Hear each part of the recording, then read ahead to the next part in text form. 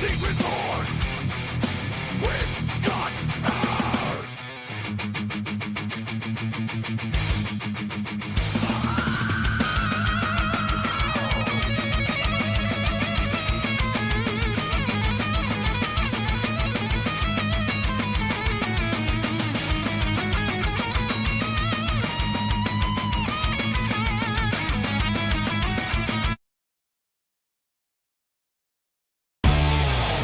This weekend's racing menu.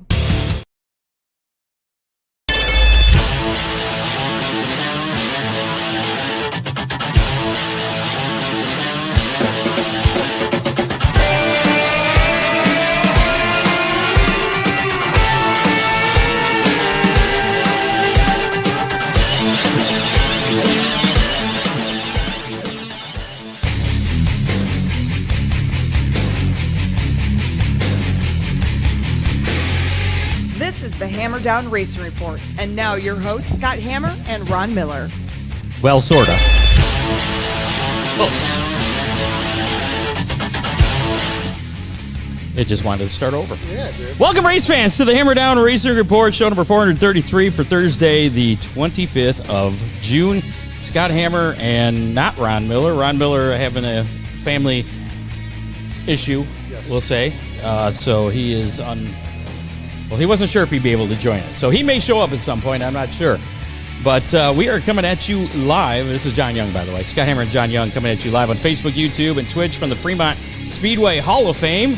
We got some Hall of Famers in the house we'll be talking to in just a little bit.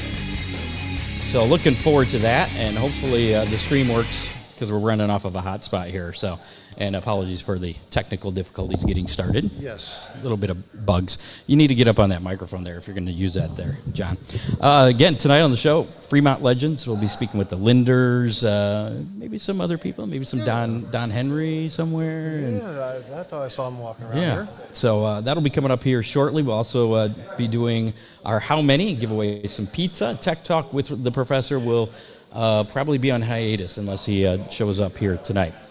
A reminder, the Hammer Down Showdown coming up on the 26th of September, coming up at Oakshade Raceway, sponsored by Auto X, Speedy Graphics, Ron Miller Race Cars, and Ohio Sports Blitz. If you want to become a sponsor of that, please get a hold of us. Let us know. Sometime the sooner the better. You get the most bang for your buck. But yeah, $50 minimum sponsorship. That gets you in, and all that money goes right into the race. If you're not familiar with the Hammer Down Showdown, it's the Fremont Dirt Trucks versus the Oakshade Super Stocks, kind of like the Showdown Series, actually pretty much the Showdown Series, pretty really. much. But it's going to be out at Oakshade on the 26th of September, so mark that on your calendar. Also, hashtag Speedy, put that in the comments of our Facebook Live, YouTube Live, or Twitch, and that'll get you registered to win a Hammer Down Racing Report window sticker, courtesy of Speedy Graphics. And I forgot to start that because I was distracted, so I have to get that going here. Yeah. So in the meantime, here, read a couple commercials. Make yourself useful. Those two. All right. You gonna trust me doing the commercials? Fantastic. The 2026 race season is in full swing at Oakshade Raceway. This weekend is Autograph Night, featuring a full racing program of dirt car UMP late models, Speedy Graphics Sportsmans, Dominator Super Stocks, and the Compacts. Coming up next month is the always popular 10,000 to win birthday race summer national events on July 11th. Check out the full schedule and stay up to date on race dates, news, and announcements by visiting oakshaderaceway.com and following Oakshade Raceway on social media. Oakshade Raceway, where the fastest meet to race. All right, that was good. I'll take over from there. Thank you, though. Dittman Motorsports delivers the performance parts racers need when they need them, from the shop to the racetrack. They keep you moving with everything from complete motors and carburetors to race-ready cars and dirt trucks, backed by expert advice and proven high-quality components. Dittman Motorsports helps keep you competitive and chasing wins. Don't wait until race day to find the right parts or your next motor. Call 419-283-8580 or visit DittmanMotorsports.com. Dittman Motorsports, your trackside advantage. Also have to mention Dominator Race Products, Ron Miller Race Cars, Magic Moment Entertainment, and Speedy Graphics, once again, sponsors of the show tonight.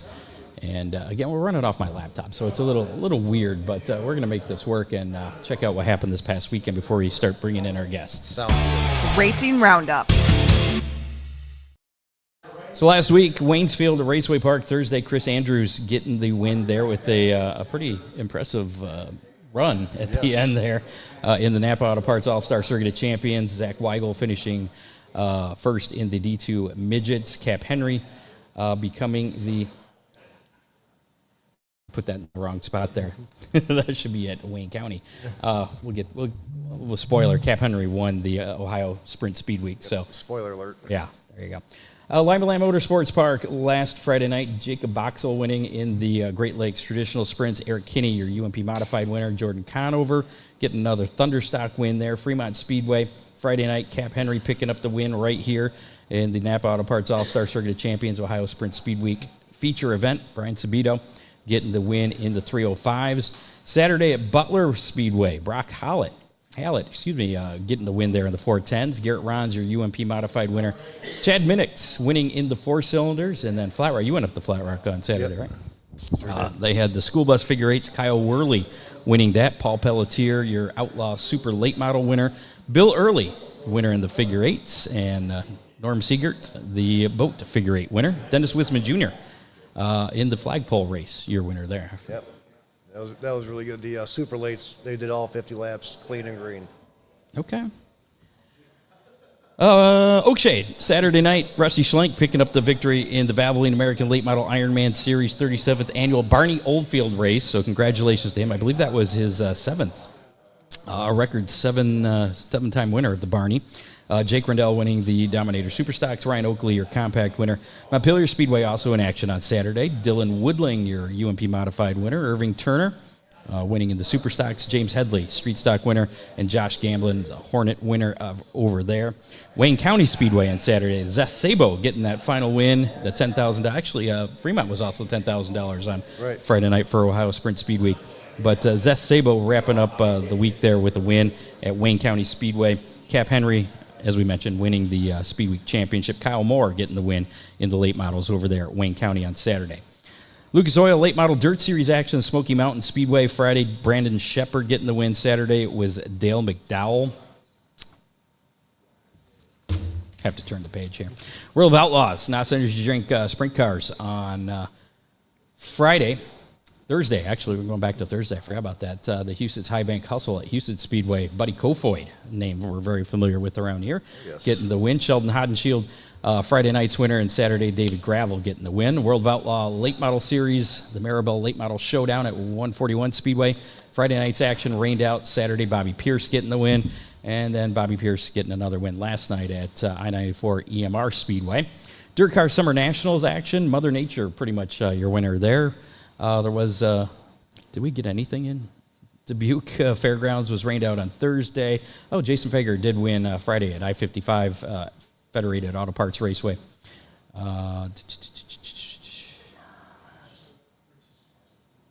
Saturday, or was that Saturday? No, Farmer City is where Fager won. I-55 Federated Auto Parts Raceway Saturday was Kate Diller, and then Lincoln Speedway on Sunday was rained out. Monday, Peoria Speedway rained out. Quincy Speedway Tuesday rained out. Last night was that was last night. Quincy, I believe, rained out, but they've been rained out all this week. Tonight's rained out too. Spoiler alert. Indy next series action, Grand Prix at Road America, race number 1 on Saturday. Lockie Hughes getting the win. Race number 2, Matteo Nannini was declared the winner Sunday of the second race of the Grand Prix at Road America doubleheader after two AJ Foyt racing cars were disqualified. Alessandro De Tullio crossed the finish line just over a second ahead of Nannini, but Tullio and teammate Nicholas Montiero were disqualified after post-race inspection discovered that they switched tires. DeTullio's tires from qualifying Saturday were installed on Montero's car, and Montero's tires from qualifying were mounted on DeTullio's car. So apparently that's a violation of series rules, and that's bad. NTT IndyCar Series, the Expel Grand Prix at Road America on Sunday. Christian Lundgaard getting the win there. Arca Menard Series action at Berlin Raceway Saturday. Max Reeves getting the win in the Hers Snacks 200. NASCAR action, Craftsman Truck Series Friday, the Navy 250 at San Diego Street Course. Lane Riggs getting the win. That place had some wrecks. That was like Talladega wrecks. I don't know about in the truck series, but they had some wrecks there, but some big wrecks. O'Reilly Series Saturday, United Reynolds driven to serve 250 at San Diego. Pretty interesting finish there. Austin Hill getting the win. And then Cup Series on Sunday, the Anduril 250 at San Diego Street Course. Corey Heim picking up the win. Did you see the air that they were getting on Coming down that hill? Yeah. Yeah, it was pretty impressive. and Austin Hill had to be brought in by the tow truck on Victory Circle there. We're down to Army results. Only a few of them this week. James Stamper finishing third in the compacts at Oakshade. Kurt Dickey finishing 12th in the Dominator Superstocks. The Superstock A main at Oakshade, and I ended up with a 6th place feature finish win. Second. Your mic just win. died. Hello? No, your headphones probably died. Yep, my headphones died. Yep. Whether it's late model modified or street stock, every body part counts. That's why you should choose Dominator Race Products, the go-to source for hood scoops, Ultima body panels, wheel covers, nose and tail components, body fasteners, and more. All engineered tough for the track. Order online anytime at Dominator Race Products or call 419-923-6970. You have Ron's headphones. That's probably why. You can also get Dominator products from your local reputable race shops, such as Ron Miller Race Cars. For quality parts that keep you dominating the field, trust Dominator Race Products.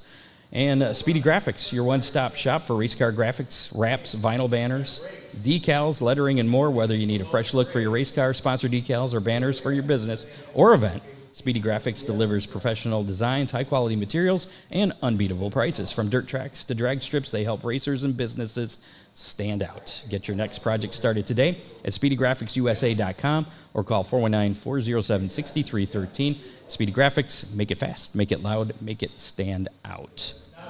So how about we get one of these guys over here? Yeah. Where'd Scott go?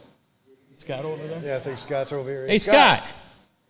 Okay, let's get a guest. Let's bring someone on here. Come We're on ready to in, talk Scott. to some people. Hi, guys. Hey, Hi. phone headphones there. Here, let me turn on your mic there. Scott Barman, the director of the Fremont Speedway Hall of Fame. Thanks for we had you on the show a couple months ago. Yeah, enjoyed it. Kind of talk. Get that mic close to you. They don't pick up from far away. That's why everybody else can talk, and it's fine. Yeah, and I've been enjoying. Yeah, talking and you to know the leaders. radio too, so you know how to do I've this. done it a while, yeah. It's been a while since I've done it though, so but I'm happy to have you guys here. Wish Ron could have been here, but Yeah. doggone. But maybe we can do it again. Maybe. It's a lot of work, but maybe. Wasn't hard for me. No, you had to open the door. You had to turn things on and run some wires and stuff. But I don't know if you can see the cars behind us, but he moved the cars. There's a whole bunch of awesome cars here. I love the Linder wooden wing on that sprint car there. You have to ask Jim and Fred. Yeah. Okay. I love the 312 over there, just old school cool. Yeah, that's when I remember as a kid. Yes. Super modifieds. They called them mid '60s, you know. And So who should we bring on first here? well, I would have both the Linder brothers on and Okay. ask them who was the best. I was going to ask that. I would, yeah. Okay. But Go ahead, bring them in I'll here. bring them in. But again, I'm glad you guys could come and Thanks for having us too, and thanks for thanks for the everything. eats. you're welcome. Eat plenty of it over Yes, there. yes. All right, we got Jim and Fred Linder. Jim, a 7-time track champion. Fred Linder, 2-time All-Star Circuit champions. Hey guys, go ahead and well, you don't need the headphones, but if you want to hear differently, you can hear different, I suppose. We're old, yeah. So you got some volume control right there on those knobs, the last two. There's two right there. So who do we have here? We have Fred Correct. and Jim. Yes. All right. See, I was introduced, and I actually remember. We'll get you right up on those microphones there, as close as you can. Then. So I guess Scott says the first question we need to ask both of you. You guys are brothers. Correct. Who is the better race car driver? Oh, Jim. Just ask me, I'll tell you. Okay. I think he'll agree with me for the first time. What? So why do you say that? Why? Because I think the first time he ever drove the first race car that he owned, he ran third or fourth up to Toledo. Okay. And me, I was 6, 8 years later. Okay, so he had a head start on you. Took me quite a while to learn how to drive. So that's why I say that. All right. So, but didn't I read that you ran more pavement races though, at first, Me? or was it Jim? Okay. We both ran pavement, Okay. off and on. At the same time, I back would, in, sometimes at the same time, yeah, but I don't know how often we ran it, but we dabbled in it. but I mean, running a dirt track one weekend, a paved track the next weekend. Well, sometimes we run dirt track on Saturday night and pavement on Sunday. Same yeah. car. Okay. Same car. Yeah. What kind of changes did you Well, make? we Any changed changes? the tires, and we tried to kick the mud off the car. That might help a little bit. No, that's so. We talk to asphalt racers all the time. We ask them why they don't go dirt racing. It's like because they don't like to clean the car on Sunday or wash the car off. Yeah, we could take a dirt car and run asphalt with it, but it's very hard for an asphalt car to switch to dirt. And but now all the cars are specialized. You don't do that anymore. Yeah. So, did you have a preference? I'm assuming you both prefer the dirt. Yeah, but it was just so much fun to do something really different. Run against totally different cars. Did you? Atmosphere was different. Was it kind of like a bragging rights thing where the dirt track guys came in and kicked the asphalt guys' butt? there was a lot of talk like that, but it never concerned me. I just wanted to go and race and do as good as I could do, But I think there was a lot of guys, asphalt car guys, probably was a little offended by it, but we weren't out to offend anybody. Just wanted to do as well as we could. Just wanted to go out and race. Yeah. So where primarily did you guys race? I mean, other than Fremont, I know Fred, you raced all over from what I was reading, and Jim, 7-time champion right here at Fremont. What are some of your favorite tracks? I guess other than Fremont. Lima. Lima, okay. Eldora, naturally, and so me when I was in the Ed Wyborski car. We went all over, We run some IMCA and just, wherever he wanted to go, I was the driver. You didn't care as long as there was a racetrack. You were game. Correct. What about you, Jim? Did you get to any other tracks? Well, we run quite a bit at Eldora. Okay. We were point champion there 3 years. Oh, okay. At Eldora, and so I started out with this car right here. We got pictures of in the pit area in 1963 at Eldora. Wow. With this car. Yeah. That's a super modified. Yeah, it's what they called a super modified. Yeah, and every car there was different. Some were old sprint cars with big motors in them, but we run New Bremen. That's right. Yeah. And Winchester and Salem, and just not a lot, blacktop, but there was a lot of Wednesday shows that you could go to, and asphalt shows. We really enjoyed going to them. So whose car is this 3 car with the wooden wing? That's the car I ran at Eldora in 1975, and we won the point championship with that car.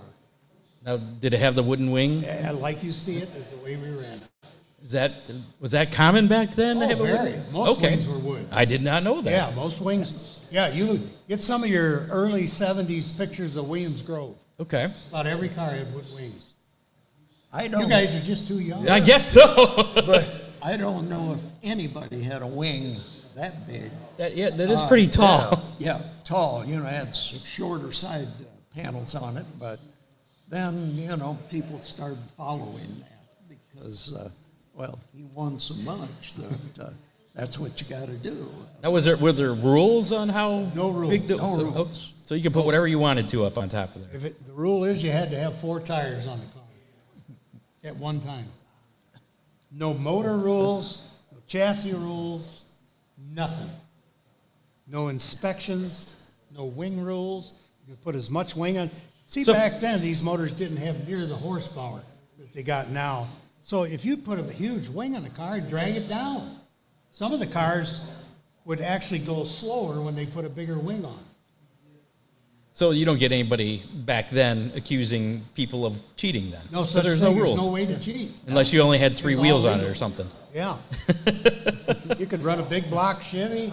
You could run 500 cubic inches if you wanted to. And So I'm assuming you prefer back then when there were no rules compared to now everything's scrutinized. well, so we didn't know how this was going to end up. Okay. Yeah, the way it's ended up now, we realized how nice and how much fun it was to if you wanted to try something on the car or put something on it, you just put it on.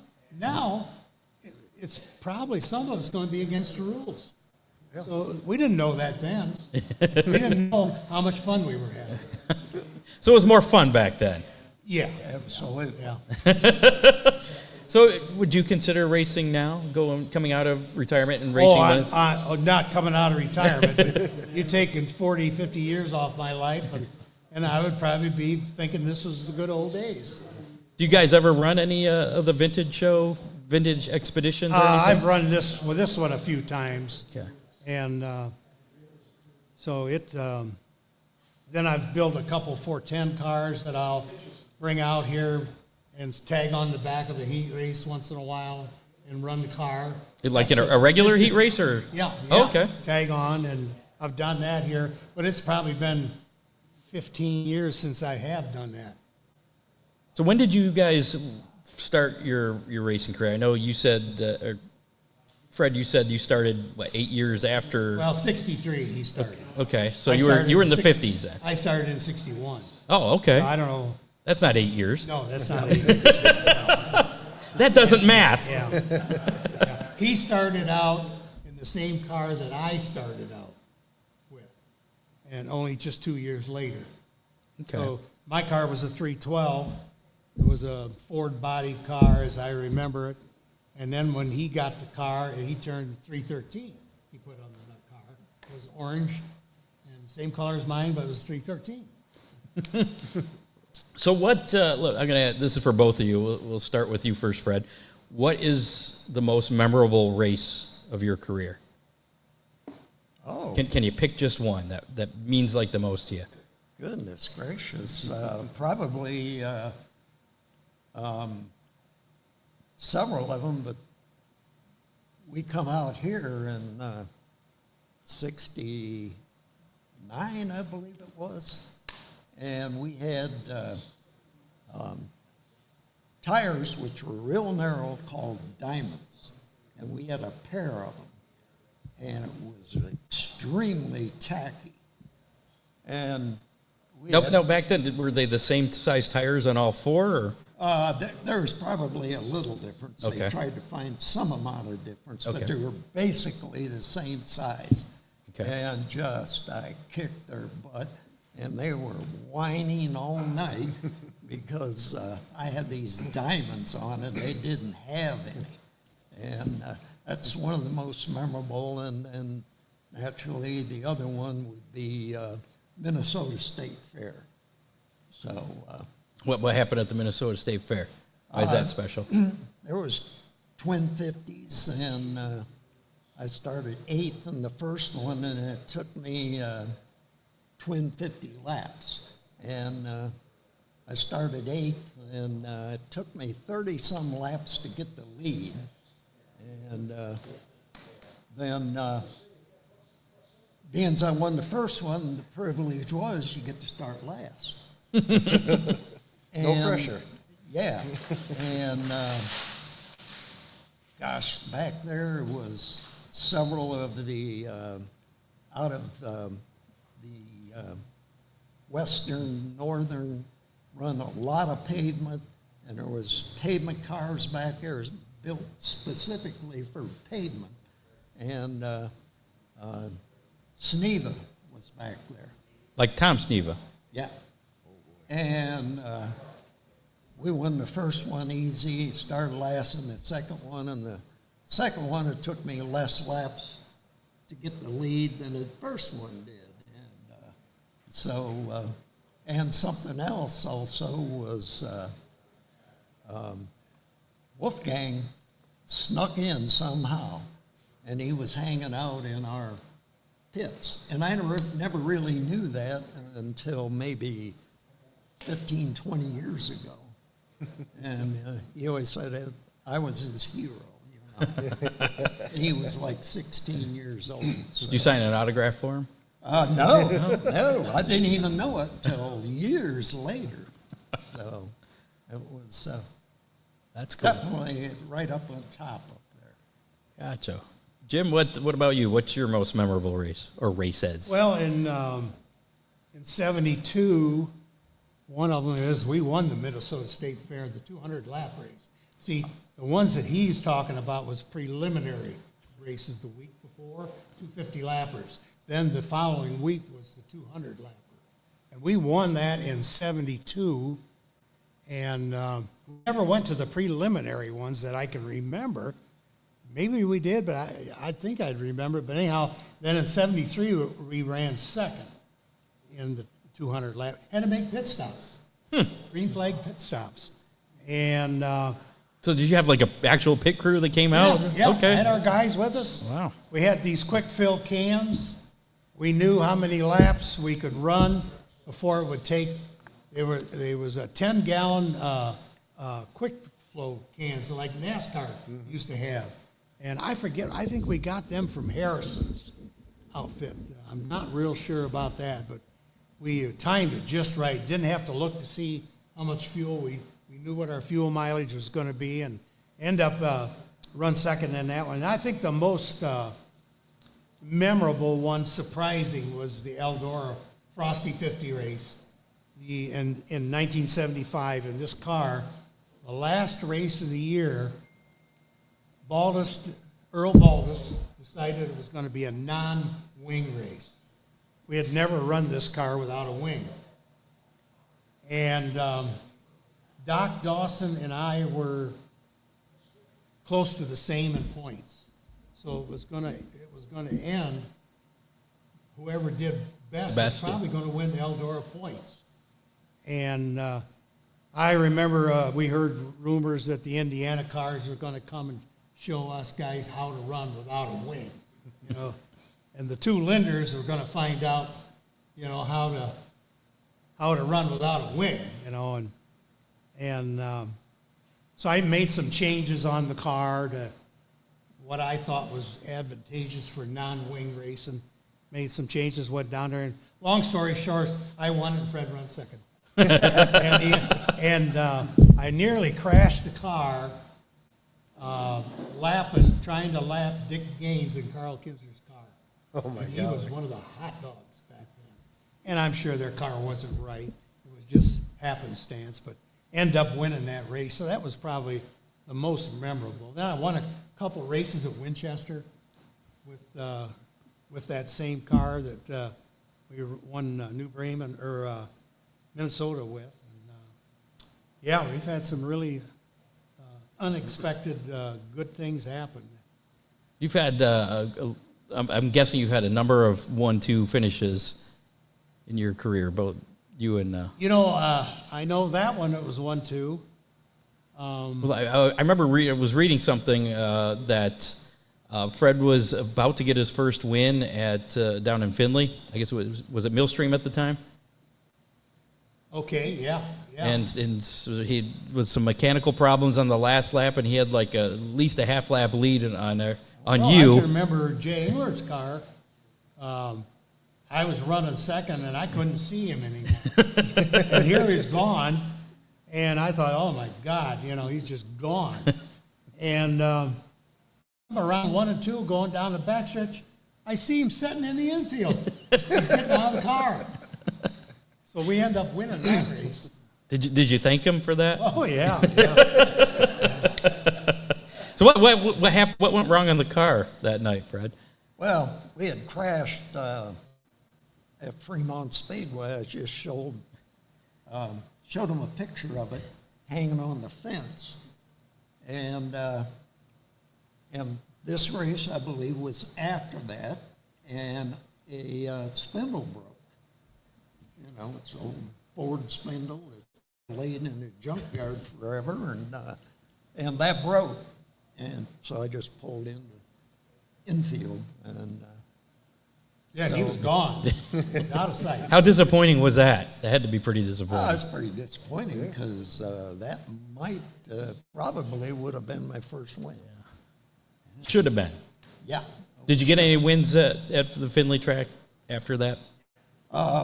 Yeah. Okay. Back in '73 when I drove for George Gillespie, and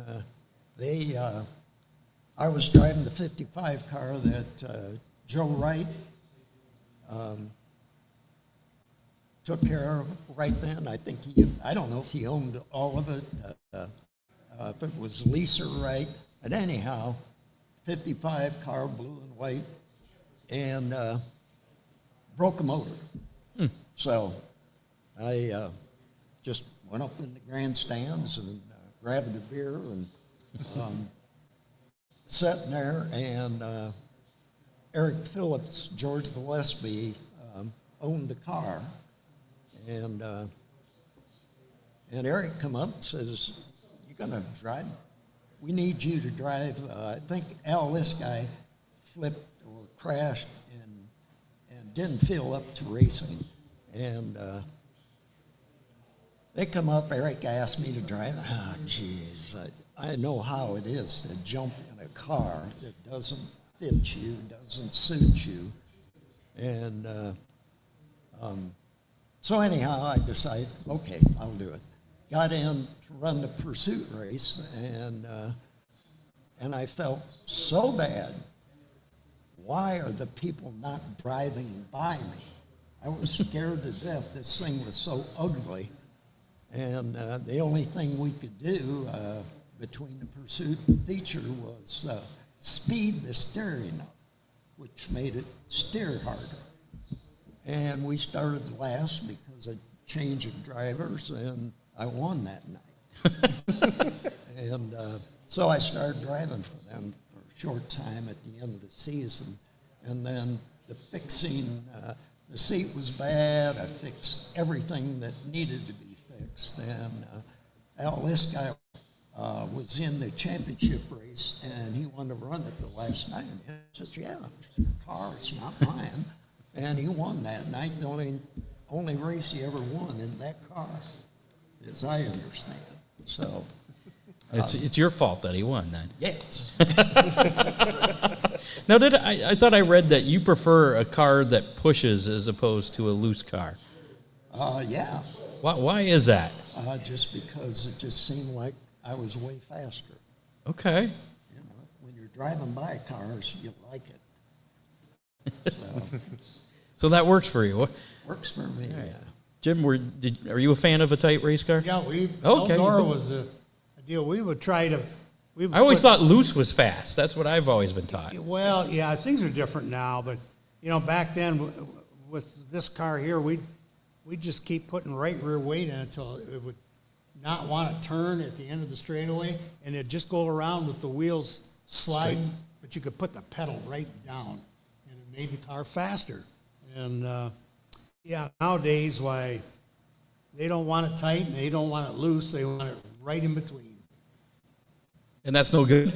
And that's what? All right, that's no good? Is it? Oh, they want it right in between tight and loose. I guess that's called neutral. Yeah, neutral car. Yeah, a balanced car. They talk about balance in the car. So much difference. The tires from back in that day, and the wings and motors, everything. That you used to, if you got the car ridiculous tight, it didn't have enough power to get you going again, and so just everything was different. And these days, loose is better. So do you guys give advice to current drivers, some of the younger drivers? Did they come to you and ask for advice? I don't do much of that anymore. It just you can't. It's hard to talk to drivers now. Sometimes a driver will tell you what he thinks is going on, and it isn't what it appears to be going on. So sometimes you're just better to shut up, let them go. Yeah. Most of the time, the drivers I don't know about this day, but the last 10, 15 years, they always say, I'm loose. Well, actually, he was so tight that he got the car sideways, and yeah, he was loose then. And it was really hard to explain that to him.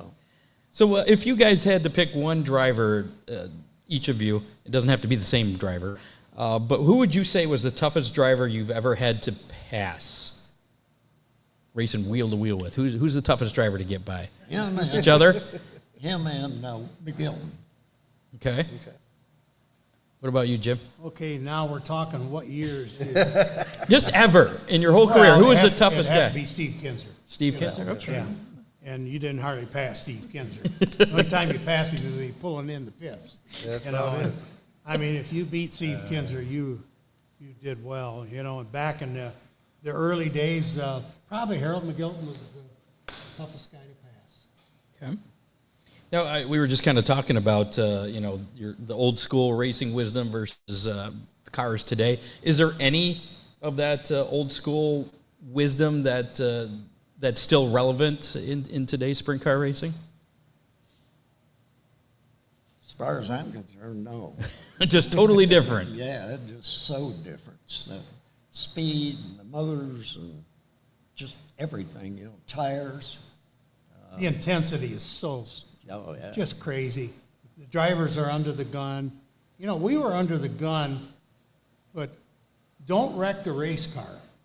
Now, if you don't wreck the race car, you're probably going to get fired. You're not driving You're hard. not driving hard. That's it. Yeah, different deal. Totally different.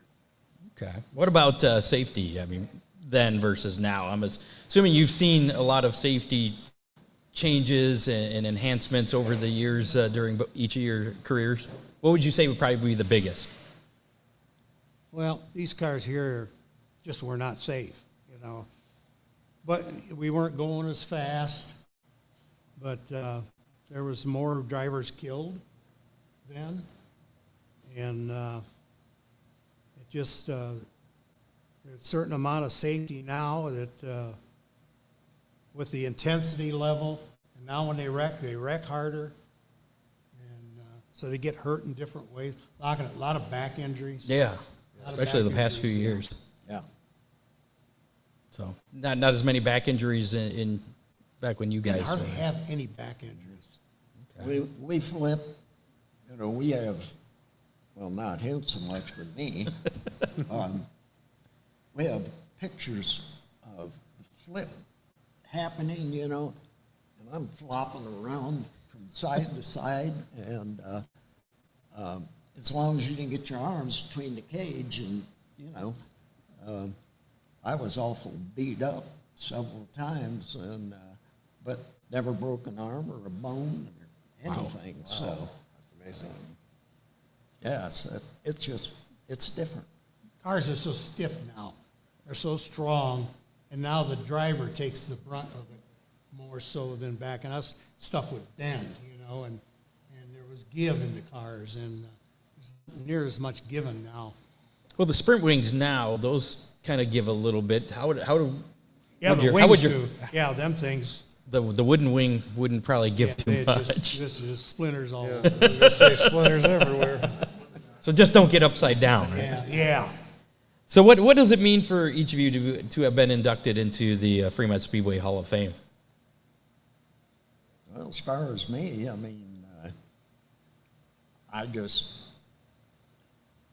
I never run Fremont much. We'd come when the All-Stars weren't running, and I thought I never raced here that much, and I didn't win anywhere near the Fugees as him or Loudon Gunn or any of the other guys, and I almost feel like I shouldn't be here. But I sure appreciate. I think you probably earned it. That's what I'm thinking. What about you, Jim? What's it mean to you? Yeah, it means a lot. Yeah, I can remember being up, the three of us up here in the grandstand, right back of the door here, and I just dreamed. I would go home. I can remember dreaming about being on the racetrack racing. You know, the dreams is always crazy, never come out right. But I was racing at Fremont Speedway. And then to be able to win a feature here, and as many as I was lucky enough to do it. But see, I spent almost every Saturday, I spent 20 years racing steadily at Fremont Speedway. So that's 20 years. The other 5 years, I moved around. We was racing Eldora on Saturday nights. You know, we went to Eldora. And so I really only raced 25 years. And Only 25 years, huh? yeah. You know, you take like Mark Keegan and Byron Reed, I think is up around 40 years. They raced a ton of races. So Yeah, my co-host that's not here tonight, Ron Miller, I think he's raced probably about 200 years. yeah, It's been a few. Yeah, it's around 201. yeah. And he's still racing. So, Yeah, we just, everybody burns out at a different time for different reasons. And, but I always wanted to keep racing, but the work, it just, you know, I had a gas station then and trying to work a gas station and a job. And it just, when you get to a certain age, you burn out, but I still love watching the races. so what do you guys do now? I do shock work, and power steering work for these cars. Okay. For the vintage cars? No, for 410 cars. Oh, okay. Power steerings and shock absorbers. I don't do as many shocks as what I used to, but and that keeps me as busy as I want to be. So you're still pretty active then Yeah. in racing. What about you, Fred? What are you up to these days? Well, I ran a little shock repair back in Atlanta, and so between taking care of my property and I take care of a church property also, just something to keep me busy because you just can't sit down and watch TV, and so I don't do much of that. And that's pretty much it. I don't do a whole lot more shock work anymore, and I had such a different clientele as he was strictly here pretty much in dirt, and I did all kinds of race cars, you know, modifieds, NASCAR type modifieds, and pavement stuff, so it was totally different. So stay busy. So do you guys still get out to the racetrack on the weekends? Any racetrack? Yeah, I do. Yeah. We're only got 3 close racetracks down there. Only 3? Only there's 3 running sprint cars. Oh, okay. I'm not going to go watch the rest of them. So, so I don't get to go to that many races during the year. Me and Matt always go and watch, you know. Okay. So last question for you guys before we move on. We got to get some other guests on here, but it's been great talking to you guys. Between the two of you, in races that you've both been in together, who has the better average finish of those races? Who's kind of beat the other brother the most? It ain't even close. Oh, listen to that. It's not even close. So what would be the percentage then? What are we talking here? 75% of them, you finished ahead of them? Me? I don't know. I'm asking. No. We never really raced against each other a lot. Okay. You know, Eldora, yeah. You know, with some Eldora stuff, but Fremont, you know, but he was off in other states and other tracks racing. So we didn't really get up against each other all that much. So when you guys were racing each other, was there a little bit more? No. No fire to beat each other. I or wasn't out anything? to beat Fred, and I just wanted to He's win. laughing. I mean, I wanted to win the race, but it wasn't just to beat Fred. When, I don't know how much smack talk was going on during Yeah, those there races. wasn't any. when one of us was maybe a little faster than the other and laps are running down, you might have to lean on your brother to get ahead and win a race. So, you know, a little of that would happen. But So has there been any accidents where you guys have gotten together? Yeah. Oh, okay. We were both at New Bremen. Oh, He already that knows. was sad. And I'm in the Edward Borski car and ahead of him, and he's pulling up beside me, and luckily I broke an axle and took him out. I mean, Is that your story and you're sticking yeah, to the it? rear axle broke because I was watching his right rear as I'm pulling in, and all of a sudden the right rear turned and went into me, and the both of us went into the wall, and he emptied his fuel tank. There was alcohol everywhere and no fire. Well, that's good. That's a good No thing. fire. Yeah. So nothing in. Well, Darrell Harrison won the race. Fred was running second, and I was trying to get by Fred for second. Darrell went on and won the race. Yeah. So why'd the rear end break?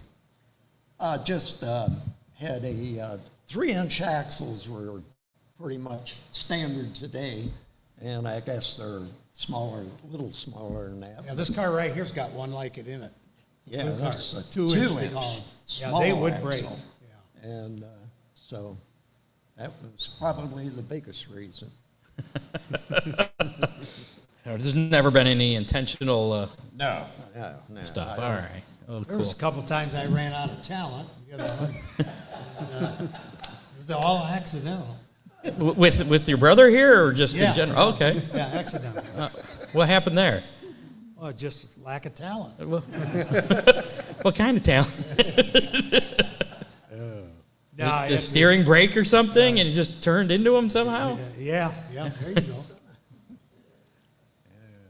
So we're not going to get any more details. No. on it. Okay. I tried.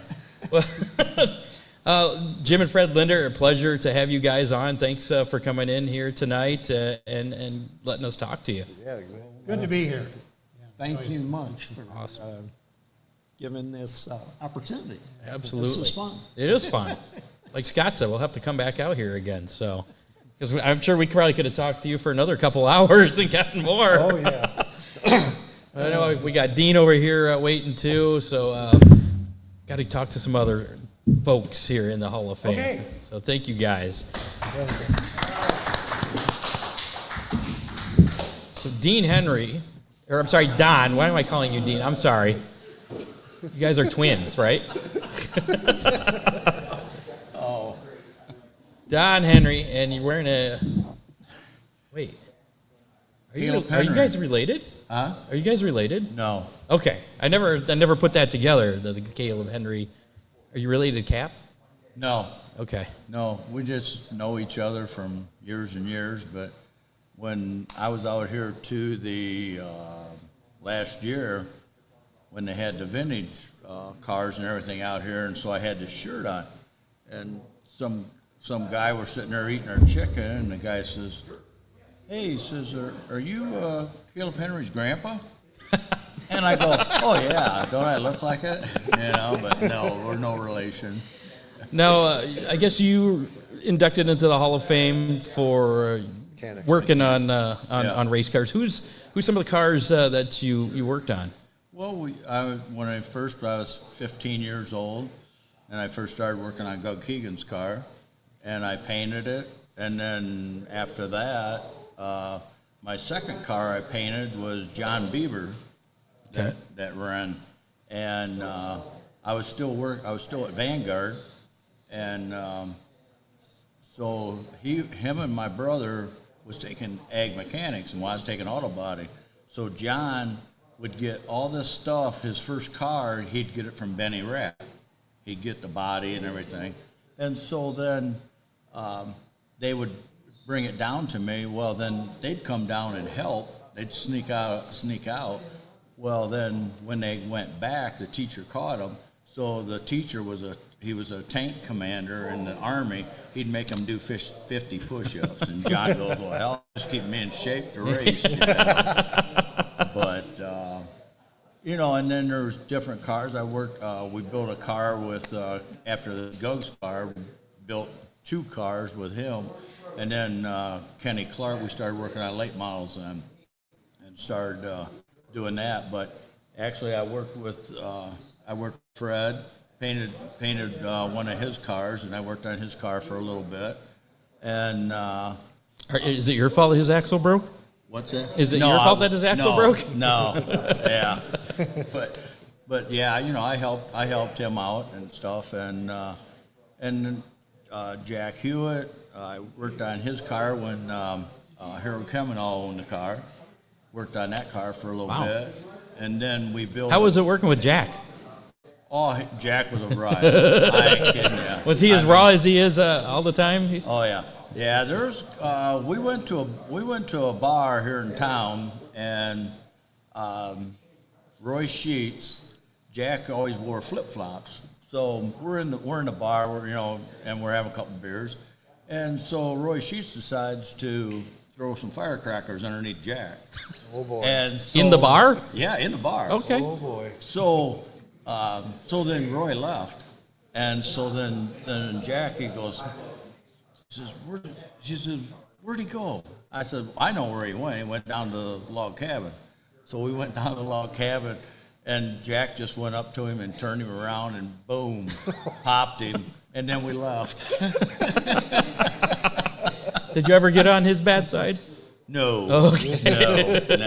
No. Jack and Nick, it's like, I always had a great time. I only worked just a short time, because I don't know, I like going around helping everybody. You'd work on one car, and then we built a car with Bruce Berryman, that's in the Hall of Fame, run late models, and we were probably one of the first ones to put a wing on a late model. Like the sideboard or the wings on the back? No, the regular wing. So like in the 80s, the wedge cars? Yeah, Okay. Middle 70s, But then the first wing that we put on with Kenny's car, that came from Fred. We got a wing off of Fred, and it still had 55 on it. Like a sprint wing? Yeah, it was a regular sprint wing, and we put it right on the back of it. I'll show you some pictures. Yeah. But yeah, that's what we did, and then everybody started putting wings on the, until then they started outlawing that. But oh yeah. So did you have prior knowledge working on late models? Because you started off with the sprint cars, right? Yeah, and we had when Kenny went down, Kenny Clark, he went down to Columbus, and he bought a asphalt car down at Columbus Motor Speedway. Some guy had a car down there, and so we took the back end of it. Well, we first put a regular, just a regular rear end in it and stuff, and we went to up to where was that? West Virginia, Morgantown, West Virginia. Went there. We made 3 laps, and it tore the whole back end. Just took the axle and just flipped it like this. All right, so this ain't gonna work. So we went back to the drawing board, and so Kenny worked on Harold McGilton's car, and then me and my brother Dean, we worked on Gug's car, so we all knew sprint cars. So we took from the cage on back, we built a sprint car back end for it. On a late model? On the late model. And we had a Jacob's ladder on it, and yeah, it was... What year was this? This was in 74, Okay. 75, somewhere around in that era. The late models were pretty stock looking back then, weren't they? Oh, yeah, because we had a 69 Chevelle body, 69, 70, 71 Chevelle body. How would that look could you tell just by, if somebody was just looking at it and wouldn't know? Nope, they you wouldn't know even that know because of that big body. Now, were there rules back then that No, wasn't no rules. kind of like what they were saying earlier? Yeah, you didn't have no rules. You just ran, bring it to the racetrack and run it, So how'd that work then? It worked great because then I put a Chevy Nova body on it, and that came out really nice. And actually, I raced that car here twice. Didn't get to run the feature because they got rained out both times. So how'd you do in the heat then? The heat. First time I was in the car, I was 4th fastest qualifier. Wow. Anybody could drive that car. I mean, because Kenny was out to Knoxville because Harold McGilton went out to Knoxville, so he went out there with him because he owned Fremont Fence, and so. he sponsored the car and he still worked on it, helped him out a little bit. So he went out there, and a friend of mine, Donnie Snyder, he called up Kenny and told him to stay out to Knoxville because Gator's a better driver. So, but then I got to run it again. They got rained out here, and that's when I got to go. Bruce Berryman, he first started, and he says, let's go to Bryan. So I ended up going to Bryan, and man, that was great. I'll tell you what, you come on. Was that when it was a half mile, or? No, Okay. I never seen him racing a half mile. Okay, 3/4. Was it 3/8? Yeah, it was a 3/8 dirt, and so we raced up there a couple of times. So I followed Little Joe Bennett and Remember Little Joe and Art Ball and Art around. Ball. And I mean, when you come off a number 2 corner, you're this far off the wall, And oh God, it was so much fun. I think I finished like 7th or 8th or something, but not bad. No. But and then my racing career was done. I raced go-karts. So why don't you get back in a full-size car? Money. Okay. It was like I just couldn't afford it, And it was like because I wanted to have a car of my own. And it's like, I just can't afford it. But Gug would always say, I'm doing like almost 80, 90 mile an hour in a go-kart, and he goes, "You're friggin' nuts," because I raced down to Mid-Ohio. With a go-kart. You could Like on the road course there? Yes. Oh, yeah.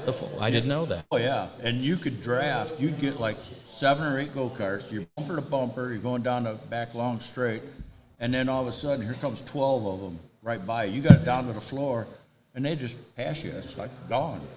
Was it like Talladega, like pack racing? Yeah, that's what they would do. Everybody would get in packs. And back then, you didn't have, like go-karts now. You didn't have the bodies and everything on them. No, they were open wheel, and it was like, that's the way you ran. And then when you'd come up, especially down there, you'd come up that one hill. I can't remember what turn it was, but you'd be up here like this trying to look up to see, because you didn't. Because you're sitting on the ground pretty much. Yeah, and you didn't see the track. So did you feel safe in those compared to running the late model? Because you're pretty exposed in a go-kart. I felt a lot safer in a late model. Okay. But you know what? That never bothered me. I mean, Richmond, Indiana, I broke my ribs and in a go-kart, and I ended up finishing 4th, with broken ribs, and you just raced. It was like, a typical racer. It's like, just keep going. So let's go back to Fremont Speedway here. Right. What makes Fremont Speedway special to you? Well, because, I started, we lived in Clyde, and so C.R. Gill, when he had his cars and stuff, and when Jim was driving the number 6 car, we'd always go down to C.R. Gill's shop, and, we'd go down there and look at the car, and then the guy that lived down the road from us used to tow his car. So when we were kids, we'd sit in it and stuff like that. But then we ended up, when we were younger, we used to go to Sandusky Speedway all the time, too. So we'd go to Fremont on Saturday, and then we'd go down to my grandparents on Sunday, and we'd watch, Sandusky Speedway. And it was like, we just kept going to the races all the time, and it's like, then when I went to Vanguard and took auto body, and then Gene Contact, he did it from Elmore, he did Corvettes. And so then I got to work on all these race cars. I helped paint Jim Ford's car when he had a rope job on it, because Jim. That was before wraps and stuff, right? Yeah. For the decals. decals. No, Everything's was hand all painted. Painted, and all the candy colors and all that kind of stuff, But then, to me, Fremont Speedway, just all the fun that we used to have back then. And I worked with Al Franks. I went out to his shop and built bumpers. He showed me how to build bumpers, and then we, just all the different drivers and stuff, that you learned from, Because like Cap Henry said a couple of weeks ago when he won the feature over to Attica, and I got to give him a lot of credit for what he said. He goes, he says, all I do is drive the car, He says, you got my mechanics and the owners and everything, and I am so privileged to, and, the people that should be the the heroes of it is the mechanics and everybody else that puts the hard work into it, you know, and that made me feel good. That's you. Yeah, I know. Yeah, because I told Cap during the wintertime when I found out I was going to get inducted, and I said, you know what, I'm going to beat you at one thing. And he goes, what? And he says, well, I'll be the first Henry in the Hall of Fame because I'll beat you and Caleb. Well, wasn't it a tie with your brother though? Yeah. Dean? You guys kind of came in. Well, whose name? Well, his is alphabetically in front of yours. So. Well, see, because it was always Dean and Don. See, and somebody says, because every time I get mail it says Donald, and my mom, well, since we were twins, and my mom said, well, that would really sound stupid, Dean and Donald. You know, it's like that don't sound right. So my real name is Don. You know. All right. But you know, I'm just honored to be in the Hall of Fame. You know, I mean, it's just. Were you surprised or? Yeah, I was. I was really, yeah. But honored. Yes. Oh, yeah. So when do you still wrench on any cars, or when did you give that up? If No, I don't wrench on them, but when somebody needs fiberglass work, they'll bring it, you know, they'll call me up and say, hey, can you hurry up and get this done? Yeah, I can do it. Yeah, bring it over. And so, because then my wife says, well, yeah, you hurried up and got his front nose piece done. You need to work on this. Yeah, I'll get to it. You know, but you know that and the guys that bring them over with the fiberglass, I don't even charge them anything. I said just here. You know, well, now everybody knows they're going to come to you. Hey, yeah, Don does this stuff for free. I know. Yeah, there'll be a lineup, you know, and stuff. But You just kicked the door wide open on that one. Oh, I know. Yeah, that was a stupid thing. Well, I ain't first stupid thing I ever done. Won't be the last. So, last question here for you. What would you say would be your fondest memory that you've had here at Fremont Speedway? Oh, fondest memory? Probably when I drove. Okay. You know, that and I got to the first car that I ever worked on. I got to help redo it, and it was here last year at the Hall of Fame and stuff. It was Gary Bill bought it, and that was a Charlie Offfader car. And then Jim put a new front clip on it, and then I helped. I did all the fiberglass work and the body work on it, and then actually he had the original guy that painted that car, painted it and lettered it. But that car really came out nice. But the front noses were like kind of, they were. His nose, because Gug would always they'd always bust the nose off because it had a big round thing, and it's like, so we'd always cut it off, and he got tired of doing it. But when I was up to Gary's, so he brought me up there, and he says, here, I got this little front thing and this bottom thing. He goes, can you make a nose? I said, well, you got any paper or something I can start taping on? So he had some Bush Light things, and I taped them on. Cardboard. And then he had an old heater, electric heater, and I took and we cut that apart so we could keep everything intact. When I pulled it off, and I fiberglassed all the inside of it and everything, and I cut it, and he took it home, and God, so somebody must have been watching out for us. He set it right on there, and it was like perfect. It sat. He didn't have to do nothing to it, and it was, but that's probably one of, my fondest memories. Well, now you're still kind of involved in racing because I spoke to you a couple months ago or whenever that was. Right. You do slot car racing. Yes. Oh, yeah. Well, tell us a little bit about that. Where do you do that? Well, we do that over to Kit Henry's over there in Bellevue. He's got a slot car track, and then I have one downstairs that I run cars and stuff. And I was telling Jim the 312 car because I like building them, and actually I'm building a car just like that. The old modified. I'd taken brass tubing and sitting downstairs, and So they're not like those plastic body cars, slot cars I've seen? No. Well, some of them are, but I mean the flimsy plastic. yeah, no, they're not flimsy. Okay. It's like, no, actually I'm putting hard bodies on them. And then I got a guy in New York that is making the 3D bodies in his printer. 3D printer? He did some late models for me. He did Jim McCready's and Huffman's car. So I built them too. So do you paint those? Oh yeah. I gotta paint them, and then I get on the computer, try to make decals for them, and oh yeah. And then my wife, what are you doing now? What are you doing now? Now, do you prefer the drag slots or the other ones that do around the Oh course? no, we gotta run the oval or run a road course. No, the drag slots, I'm really not. Those are, you blink and they're done. Yeah, and like- I was never even into drag racing. I mean, I had a T-bucket, and Joey Keegan had a T-bucket, and we went over to, we were going to drag race him. He had a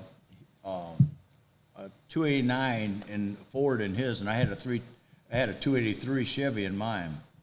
So we went over to Norwalk, and we were going to drag race them. Well, we got over there, they were closed.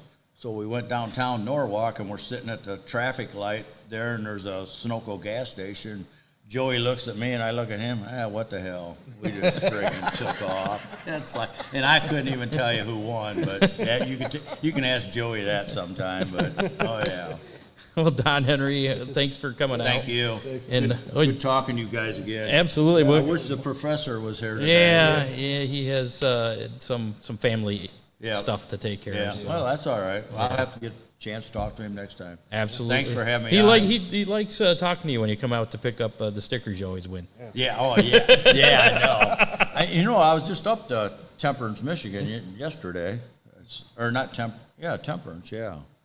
I should have. I always forget what the town. He's like in Whiteford, or it's technically Ottawa Lake, but it's Yeah. Lambertville. it's just right across the line. That's all. No, Yeah. I was in Lambertville. I'm sorry. That's where I was. Yeah. We went up to that zoo yesterday. Lambertville and Ottawa Lake are like right there. Yep. And it's like one fine line. So Yeah, exactly. Ron he straddles them all. Yeah. But, All right, I'll let you go. all right, Don Henry. Thank you. I appreciate Congratulations it. for Thank getting you very inducted. much. Yeah. Thanks That's for what awesome. you guys do, too. Absolutely. Thanks. Who else do we got? Scott? Anybody? We want to talk to Rick? Okay. Come on over. Come on. Do you have some stories to share? I don't have any prep on you. so-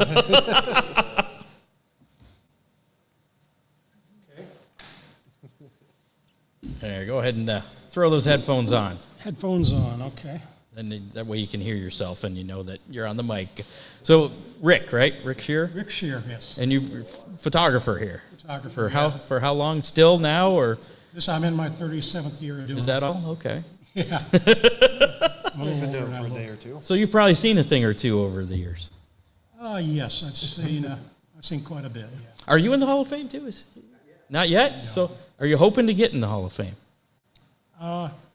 Yeah, I guess. Because it's not all I- drivers, it's mechanics. I saw Right, promoters, right. announcers. Are you I'd in the be- Hall of Fame? You are? For what? No, not that you're done. Being a nice Scott Barman. All right. Anyway, sorry. It'd be under the media category. Okay. Okay. If I would be in it, yes. So give us some of the craziest things you've seen over the years here at Fremont Speedway. Oh, it's crazy things. There's been a lot of crazy things. I've seen crazy things. Yeah, people flipping out of the park, stuff like that. Unusual photos over the years. What would you say is you're the coolest picture that you've ever taken? Well, we were talking about this earlier. Saturday night at the the All-Star Speed Week show here, during the B main, there was a double flip. Cody Brewer and Leighton Wagner. And I just kind of turned around. I caught it out of the corner of my eye. I was somewhere in the backstretch, and this is right in the middle of 1 and 2, and I took a shot of it, and I thought, well, this isn't going to turn out. I don't have enough light. I'm too far away, that kind of thing. And I got home looking at it and pulled it up, and I played around with the light a little. Damn, this is kind of cool. The picture I got is Leighton Wagner going across in front of, who was the 97 car? Zach Hampton. Okay. And either his left or his right front tire is on the front of the wing, On the front of the wing. on the front of the top wing. Oh, wow. Not the bottom wing, top the big wing is on the front of the wing as he flew over in front of him. It turned out kind of cool. Now, as a photographer, With what happened at Wayne County on Monday of Speed Week, is that something that's ever going through your mind if you're in the infield? What do you do to kind of prevent that kind of stuff? Or Well, first of all, I got a lot of calls that night because they only said a guy named Rick was injured.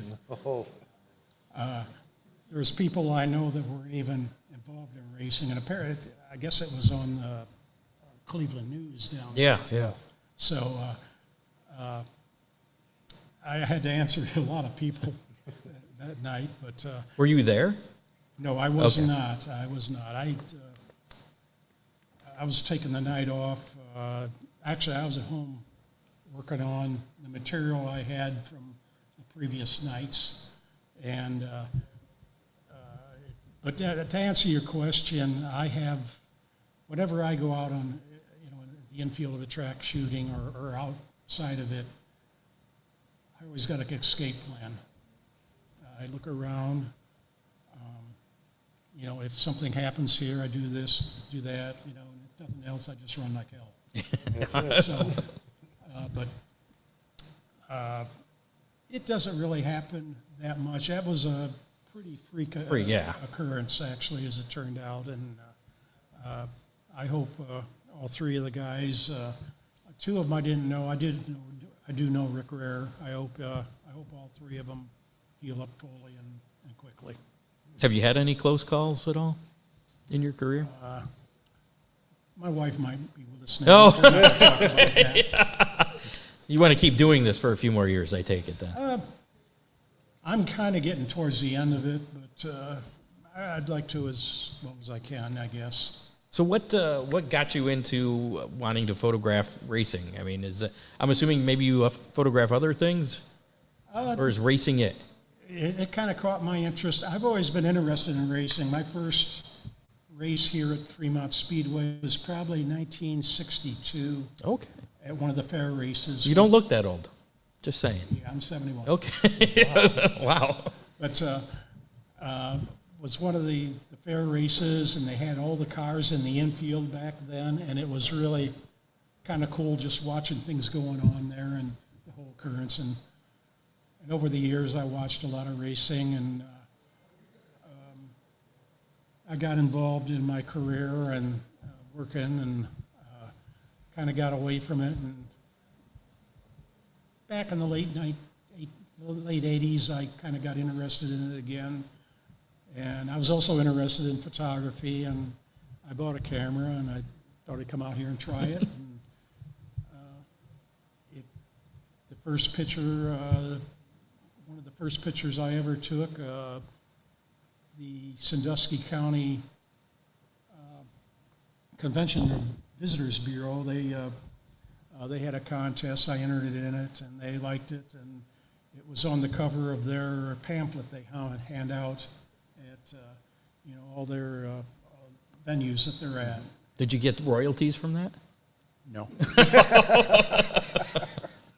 not even free admission? Well, it did help get me in the races at that Okay. point. Okay. Yeah. But that's kind of where it all started, and it just kind of worked from there, year after year, and then at one point I was actually shooting at Eldora more than I was here in the late 90s, and I was closed down at that point, but got to traveling around quite a bit more,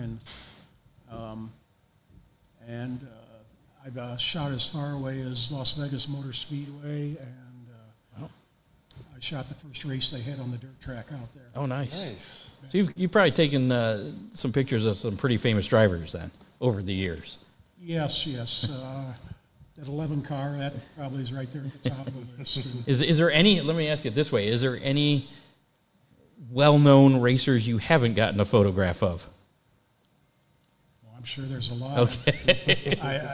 I'd have to say. I'm assuming that list is probably smaller though than the list of drivers Yeah, that that's you true. have gotten pictures That's of. true. I've shot up in Canada as well. Okay. When they first started the Canadian Nationals in 2005, I was asked to come up there and actually shoot the races for them. they took good care of me up there, and afterwards we went down to Niagara Falls, made a vacation out of it. Nice. It was pretty nice. So do you have a website or anything where people can see your photos, or Facebook, or Actually, no, No? not really. do you sell them at the track? There was a lot hanging on the wall right okay. there.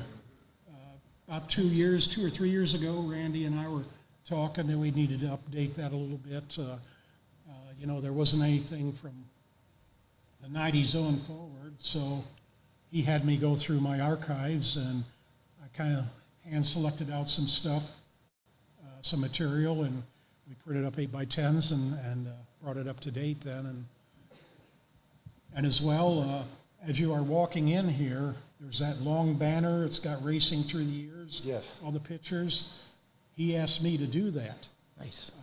about 4 or 5 years ago when it was. And I spent 3 weeks going through other people's archives, what he had,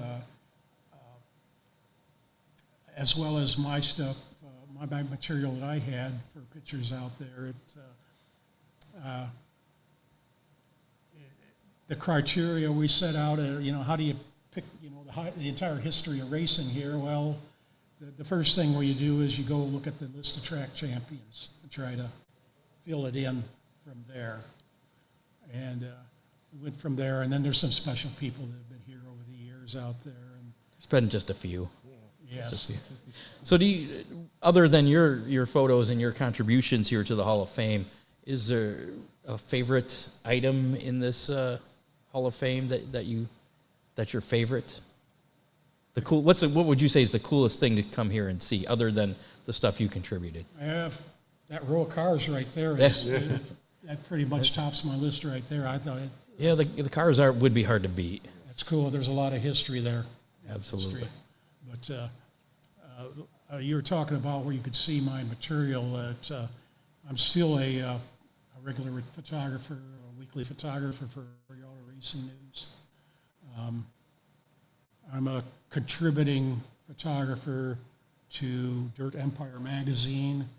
If you saw the last issue they had last month on Caleb Henry, I had 3 photos from here. One was from Waynesfield, and 2 was were right out here on the track that were in there.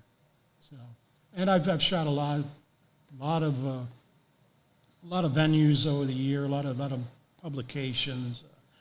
The farthest away I shot was for National Speedway Illustrated out of Australia. Wow. I was contacted on that, and I told them I would do it, but the stipulation was I wanted to see what I had. I wanted them to send me the papers as they come out, and believe it or not, every month I get this envelope with about $5 worth of postage on it, and they send them to me, and I look them over. And I had a lot of cool stuff in there. There's stuff from Fremont, Attica. The main thing they wanted was Eldora, of course, because I was shooting a lot there then. Have you ever gone to Australia to shoot any racing No, action? but if anybody wants to go fund me, I'm in it, man. So you could get that, take some photos down under, and then, well, I guess you could just bring them back with you. You wouldn't have to have anybody mail anything to you then. Yeah. But they wanted coverage down in Australia of the stuff going around here. Yeah, that deal lasted about 2 years, and then So it's over already? yeah. I do have all the issues from that. I kept them because it was kind of special. I thought it was pretty neat. Cool. Putting local guys on the world map, let alone the national map. Absolutely. And and there's one of the very first publications I shot for was Mid-American Auto Racing News. Wow. Yeah, that was Remember that fondly. and the National Speed Sport News. So do you sell any like 4x6, or did you at any time used to sell like 4x6s of drivers or never into that? One interesting trivia thing about me is I've never been a track photographer. Okay. That's because I'm traveling. Okay. I traveled a lot in the past, and I've never shot the Knoxville Nationals.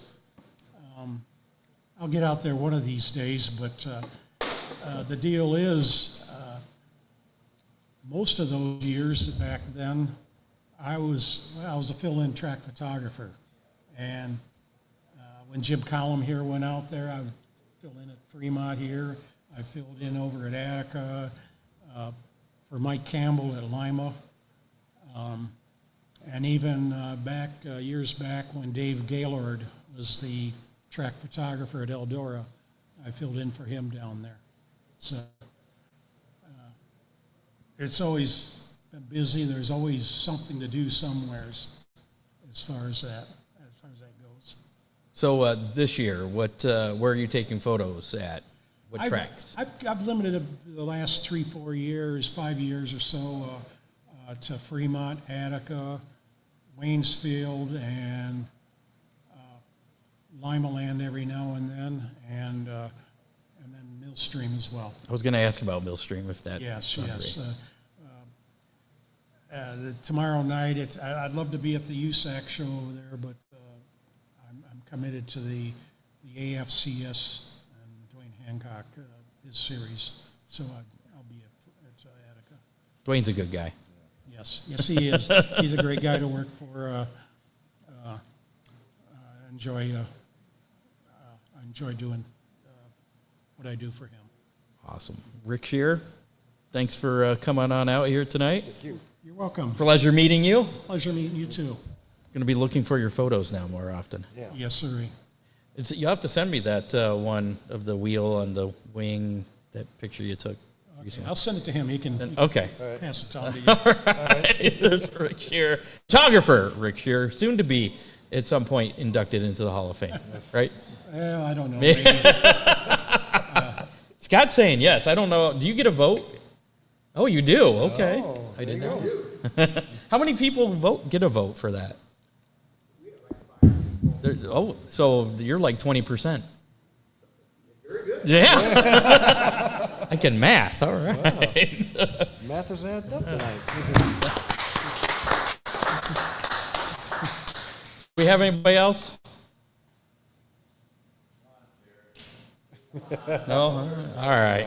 Well, Scott, get over here. We'll Come on, wrap Scott. things up here real quick before we finish off the show. Again, don't forget hashtag Speedy if you want a chance to win Hammer Down Race Report sticker.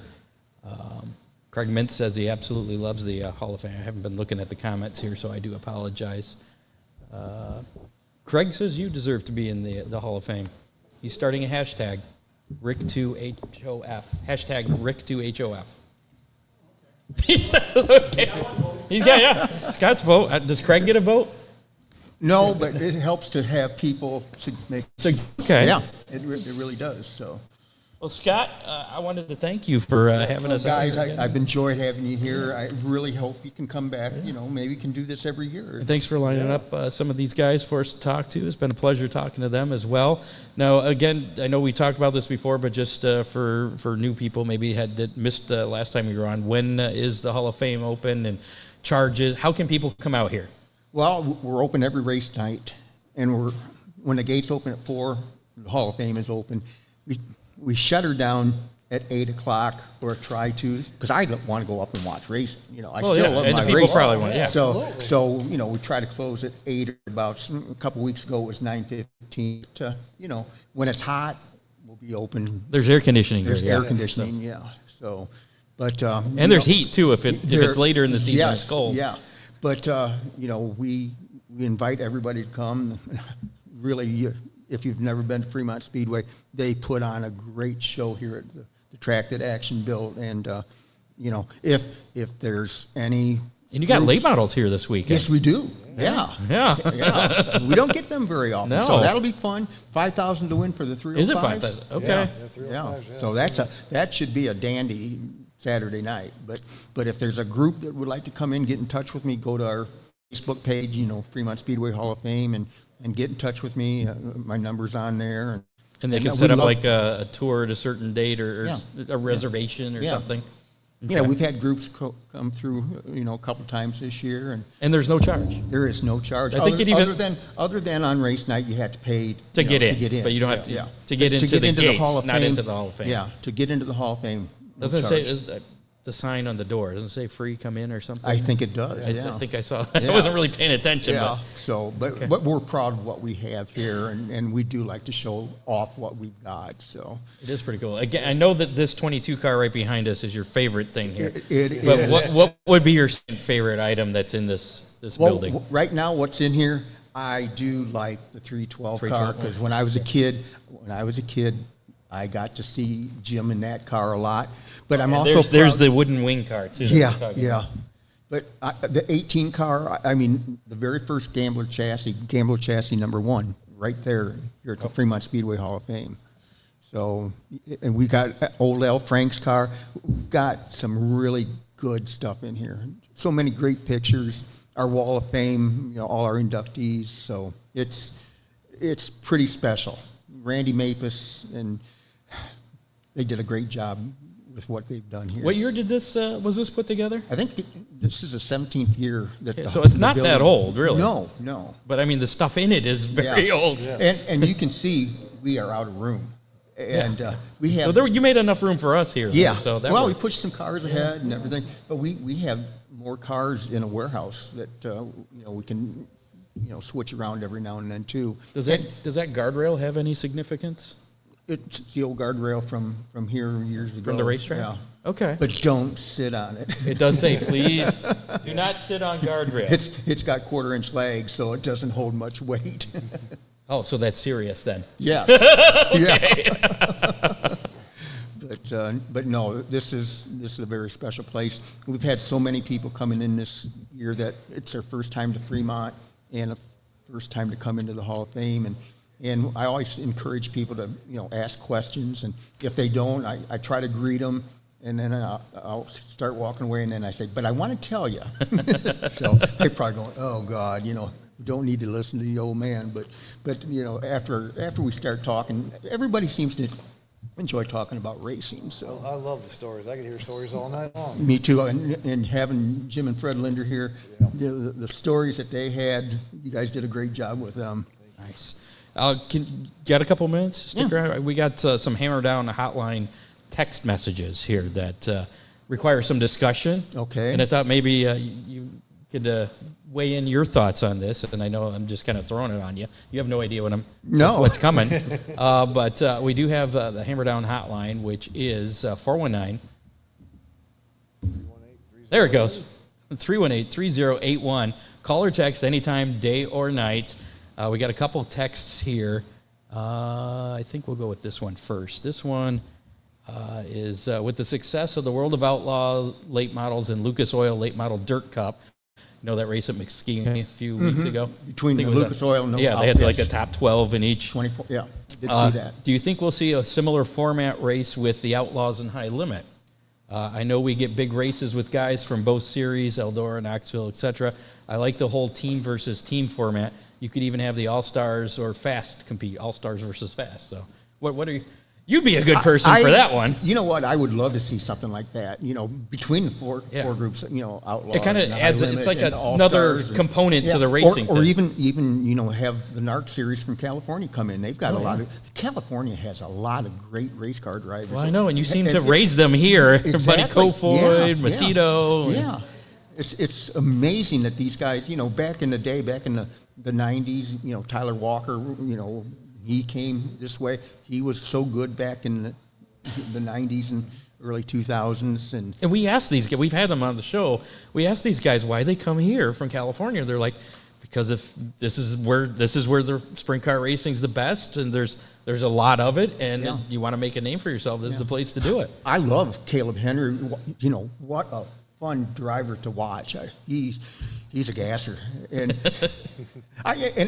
you got a couple of fast Henrys around. We now. do, and I was so impressed, and I'm sure you guys were talking about it when you were giving the results, but all the local boys, for Speed Week, Craig, Vince, and Cap, Henry, and Chris Andrews. I love Chris. I'm so glad he won. He deserved that. That was race. that great finish at Waynesville, and I was watching that. Yeah. I was like, holy cow.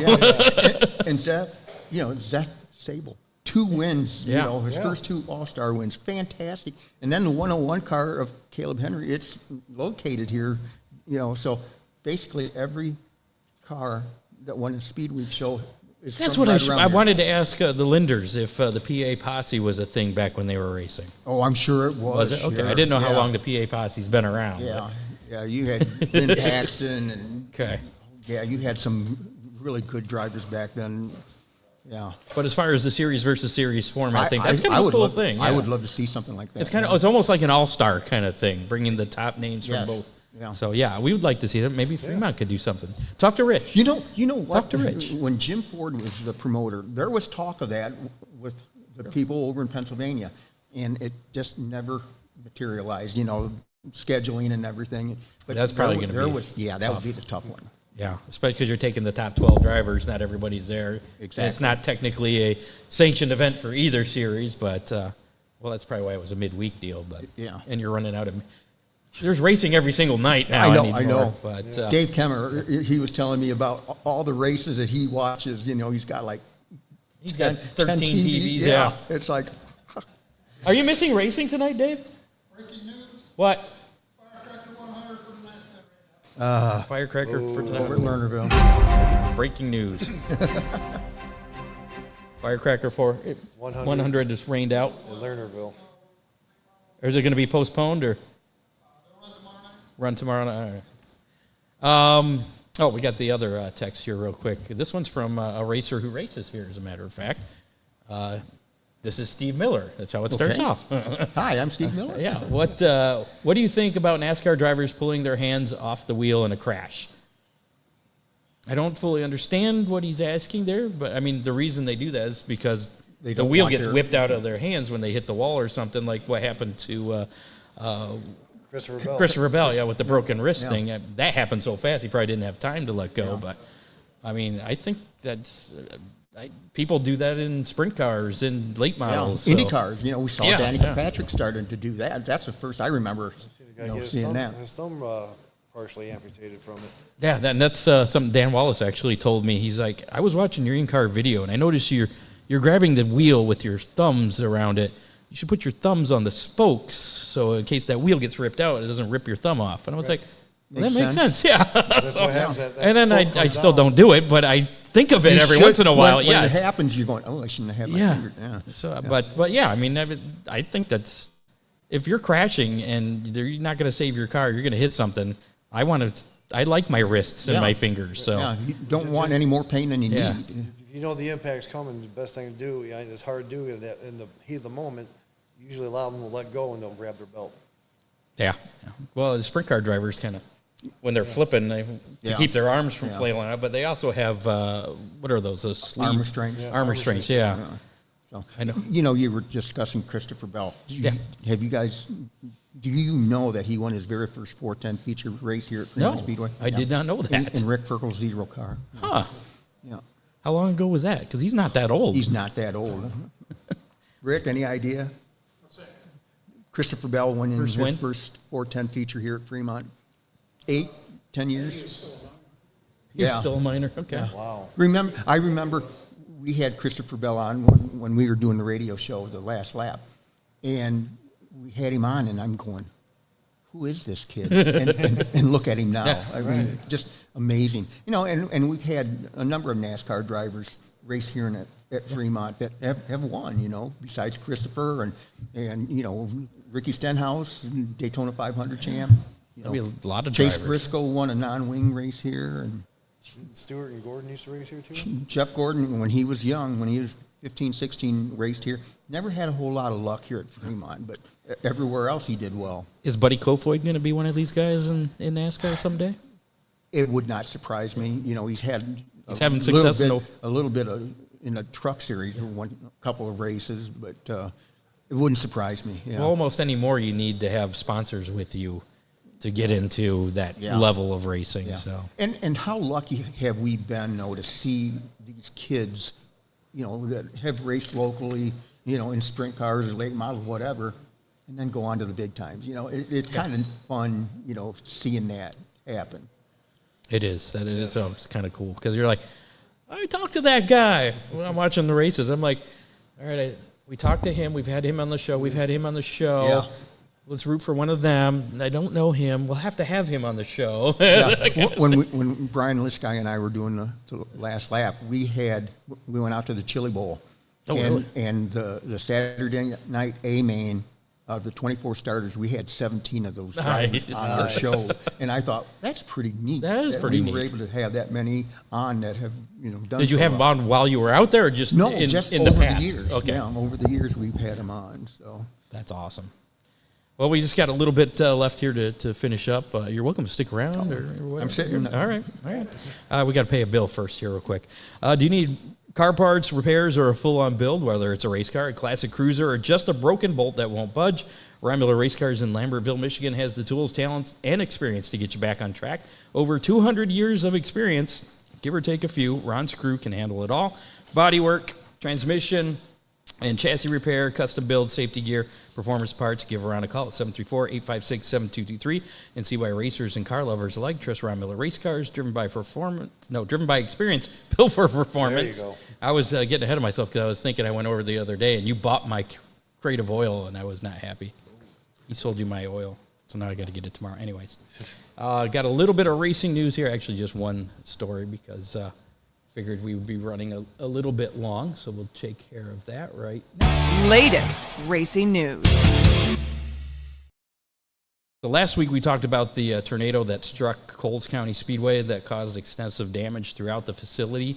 Officials determined that the Speedway is not going to be able to safely host the upcoming Stars and Stripes and Survivors event scheduled for July 3rd. I guess it's a big event they have out there because of all the repairs they have to make. Right. In an incredible act of generosity, Sonny Ross and Charleston Speedway have graciously handed over the keys to Charleston Speedway, ensuring that the events honoring Melissa Shane and supporting breast cancer awareness will continue. The tornado left Coles County Speedway with significant damage to building, fence, lights, scoring equipment, and numerous other areas throughout the ground. While the road to recovery is underway, the facility simply cannot accommodate the event at this time. So it sounds like it's being moved to Charleston Speedway. So it'd be like... Well, Attica and Fremont are already pretty friendly. Let's see,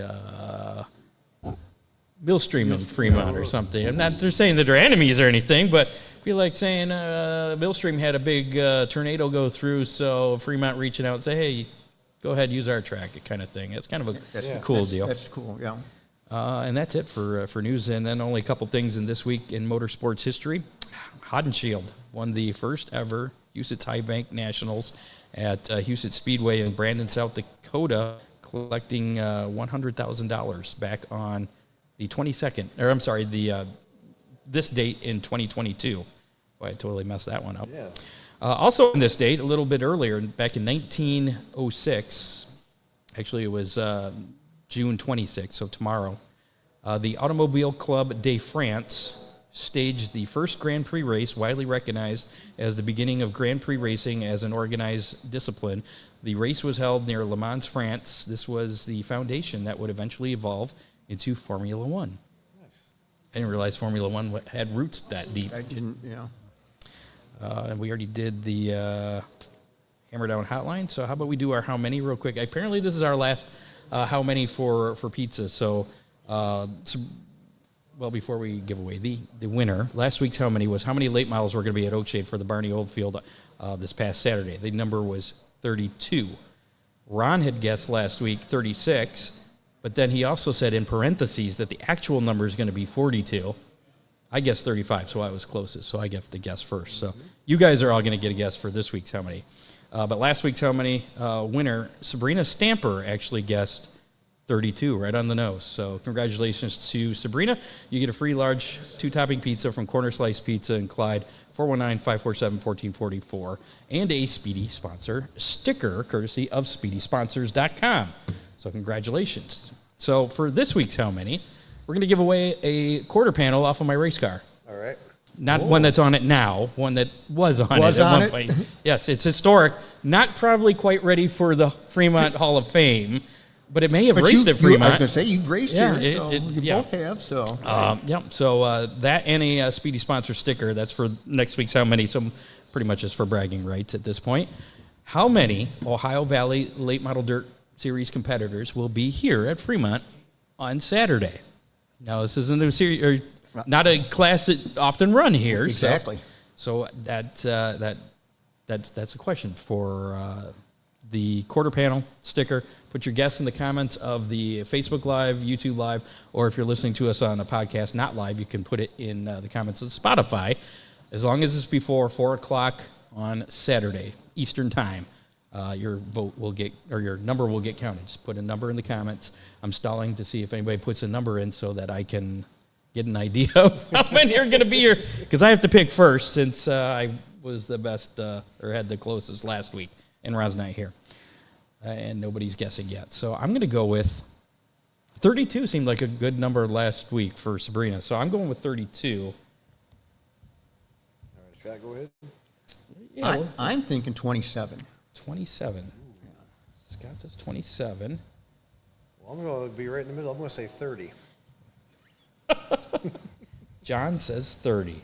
I was thinking Well, 36, but I'm going to say 30. All right, Hovis Racing's got 30. Gretchen's going with 35. Doug's got 26. So I think we're in the ballpark. I think that makes me feel a little bit better. So we'll find out who wins. We don't get anything, though. This is just bragging race. I'll let you know how you did, though. I'll be here. You'll know how you did, yeah. I'll go.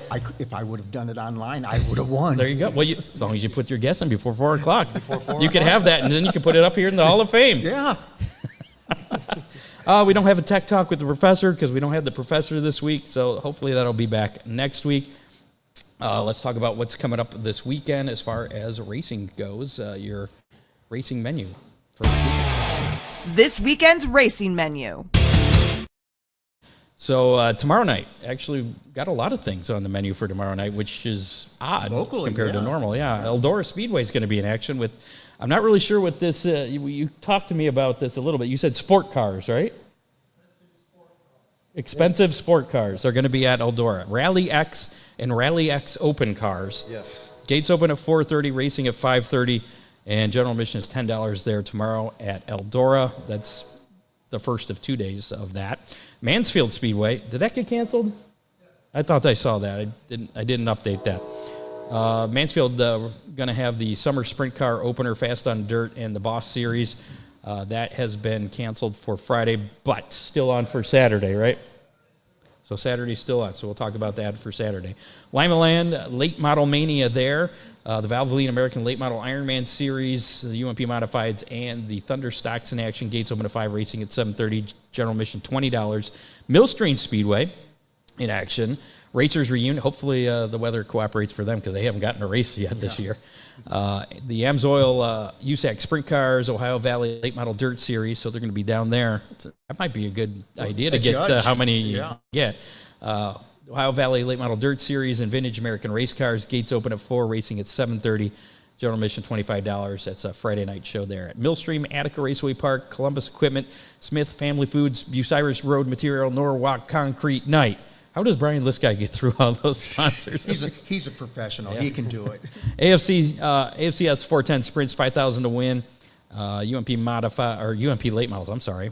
AFCS 305 Sprints. Gates open at 5, racing at 7:45. General admission $22, and that is it for Friday. Saturday, the Eldora Speedway Rally X and Rally X Open Car event continues. Gates open at 4, racing at 5:30. General admission $10. Flat Rock Speedway, the Ruoff Mortgage Throwback Night with Super Late Models Figure 8 and Factory Stock 500 Series. Gates open at 5, racing at 7. General admission $16. Fremont Speedway Willys Sales and Service Night of 75 stars.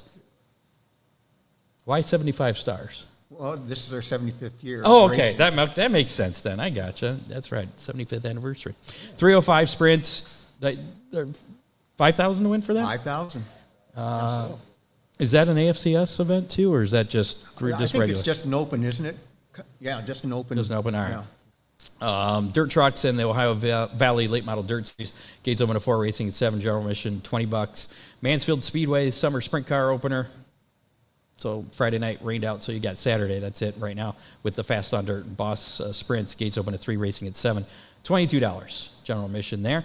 Wayne County Speedway, it's the Wayne County birthday race and Turf Wars with the 410 Sprints. That's with the Fremont, right? That's the Turf War kind of deal with those for the 410 Sprints, since you guys aren't running the sprints. They're going to be over at They're Wayne gonna County. be down at Wayne County, and I know there's some bonuses for our boys Are there? going down there. Yeah, they did. They had pretty good speed week. So Yeah. UMP late models also in action there. UMP modified super stocks and sport compacts. Gates open at 3, racing at 7. General admission $20 at Wayne County. Oakshade Raceway. It's going to be autograph night featuring the UMP late models, Speedy Graphics, Sportsman, Dominator, super stocks, and compacts. And I just found out that they're going to have the cars, all the cars in all 4 classes, come out on the front stretch during intermission, and they're going to let people out on the front stretch and go get autographs from their drivers. So that's the first time they've done something like that at Oakshade, at least since I've been there, 26 years or so. Nice. So that's pretty cool. Gates open at 4, racing at 7:15, general admission $15, and Butler Speedway, they have the USAC AMSOIL Sprints, 410 Sprints, UMP Modifieds, and Street Stocks. Gates open at 4, racing at 7:30, general admission is $30. And Ron usually does the weekend weather pit stop. Did you look at the weather forecast? Anybody know what the weather's like this weekend? It's supposed to be spotty showers Are we going to be okay? Friday. Saturday, I think, is going to be. All right. It's supposed to rain Friday night into Saturday morning, clearing up by morning. So we should. So we're going to go racing this weekend. Yes. is what you're saying. Yeah, All right. we should Yes. be going racing Friday. You don't and need the Saturday. winter coats.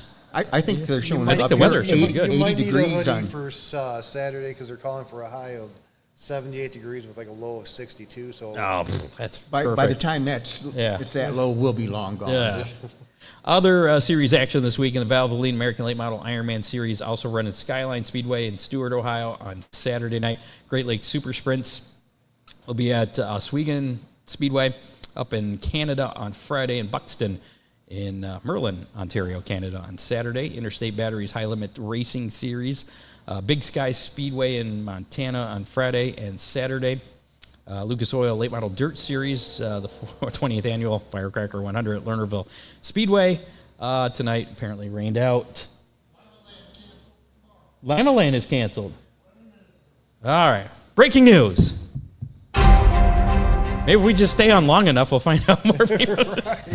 So Lima Land, scratch what I said earlier. That is off the menu for Friday night. So we've lost Mansfield and Lima Land for Friday night. All right, breaking news there. Now, where was I? The Lucas Oil Late Model Dirt Series, that Firecracker 100 at Lernerville Speedway, that'll be now Friday and Saturday. Dirt Car Summer Nationals, tonight has been rained out at Springfield Speedway. They have gotten a lot of, I don't know if you follow the Summer Nationals, but a lot of those have been rained out. Paducah International Raceway, tomorrow night, Tri-State Speedway in Indiana on Saturday. Willow Hollow Speedway in Kentucky on Sunday. Then it's Camden Speedway in Tennessee on Monday night. Old Number 1 Speedway in Harrisburg, Arkansas. I don't know that they've raced that far south, but that'll be Tuesday. Farmington Empire Speedway in Missouri on Wednesday. The Freedom 40 at LaSalle Speedway in Illinois next Thursday, July 2nd. World of Outlaw NOS Energy Drink Sprint Car Series Federated Auto Parts Independent Spectacular going on at Cedar Lake Speedway in New Richmond, Wisconsin tomorrow and Saturday. World of Outlaw Late Model Series at River City Speedway, the Grand Forks Late Model Showdown. That's tomorrow night, Friday night. And then it's off to Nodak Speedway in North Dakota on Sunday. Start to finish showdown at Norman County Speedway in Minnesota on Tuesday. And the Napa Auto Parts Gopher 50 at Deer Creek Speedway. That's up there in Minnesota. That'll be next Thursday through Saturday. And NASCAR action this weekend. The O'Reilly Series will be at Sonoma Raceway out in California for the Pit Boss for Food Max 200. That'll be Saturday at 5:30 on the CW. Arca Menard Series in action also on Saturday. The Shore Lunch 250 at Elko Speedway. That'll be at 9 o'clock on FS2. And then NASCAR Cup Series Toyota Save Mart 350 at Sonoma will be on TNT. TNT taking over the broadcast for those races for, I don't know, how many races? 5? I think 5. Yeah, like 5 or 6. So no more Amazon. It's back to regular, sort of regular TV on TNT. That starts at 3:30 on Sunday afternoon. I'd like to see Trackhouse put Magnuson back in the 91 car for the Oh, yeah, I saw that. So to have that fight. yeah, with See him what and Bill Gregson. Gregson. Yeah. If you haven't done so, hashtag Speedy. We're going to do that drawing, and then we're done. So there you go. Hashtag Speedy. Again, put that in the comments of the Facebook Live, YouTube Live, Twitch. any of the lives, and you'll be entered to win a Hammer Down Racing Report sticker that I left out in my truck. So trust me, I do have it. It's just right out there. I got some in my truck too. So as soon as that Speedy disappears from the screen, which should be in about 10 seconds, we're going to do that drawing. In the meantime, let's thank producer Mr. Dave Kammer, who's in the studio or in the building tonight. Hey, Dave. Yeah, it's been a while since we've seen you. It's a salute. And a clap. Look at all that. Dave, see this paper here? It's mostly Dave that puts this together. I got to fix all the typos and everything, but it saves me a lot of work to have to go and find all the information. He complains that I make him work too much. I don't give him any days off. Yeah, but that's why he makes the big bucks. That right? is. Yeah, I keep giving him a raise. Yeah. 100% of zeros. Yeah. 100% more, right? Yeah. Cheeseburger time now. Thanks to contributors John Young, Matt Swanner, Bob Stazak. Make sure to like us on Facebook, follow us on X at Hammer Report, follow us on YouTube, listen to us on your favorite podcasting platform, including Apple Podcasts, Spotify, and iHeartRadio. And you can check us out at HammerdownRacingReport.com. Make sure to rate and review us, share us with your friends, and before we give our sponsors one last shout out, we will draw for that. Katie Hyde gets in there. She's the last one that will be in the drawing. So, are we close to a train track? I didn't realize there was a train track close here. Oh, yeah. Okay. So here we go. You got a 1 in 11 chance to win that Hammer Down Racing Report window sticker. And if you do happen to win and you have a race car, you slap it on your race car, you'll be part of the Hammer Down Army. And as long as you submit your results weekly, we will report where you finish. So we need to get some Fremont cars in the Army. We had a few a couple of years ago, but not anymore. No, we haven't. We got to get some sprint cars. We don't have any sprint car guys. I got some stickers. You got any sprint? I'll leave some with you. Maybe you can get some. Hey, it might help. Yeah, and all you have to do is just take a picture, tag us in it, and then you're in the Army. That's it. There you go. I think they can handle that. You think so? Yeah. All right. Let's do that drawing, find out who's going to win the free sticker this week. Again, courtesy of Speedy Graphics. And who's it going to be? Joshua Shanehour is the winner. Oh, you're holding up the thing. Oh, there's my Post-it notes. I knew I had it somewhere. I'll write that down. Congratulations, Joshua Shanehour. I don't think you have a race car, but he's driven one before, hasn't he? Yeah, he drove one. Yeah. So maybe you can get back in that and slap that sticker. Not that. It's a Hammer Down Racing Report sticker. Why am I grabbing that one? I don't know because you're confused. I don't know. I think I need the black flag. You need to be. It's been a long show. It's time to get the heck out of here. Yeah. So that's this. And thanks to our sponsors, Oakshade Raceway, Ron Miller Race Cars, Magic Moment Entertainment, Dipman Motorsports, Dominator Race Products, Speedy Graphics. I feel like I forgot to mention a sponsor.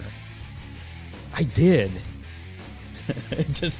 So I'm not forgetting. I'm doing it now. I'm saving the best for last. There you go. Looking for a wedding or event DJ you could trust? Magic Moment Entertainment has you covered. Decades of experience. Ron Burt delivers smooth planning, professional grade sound and lighting, and an unforgettable experience for your big day.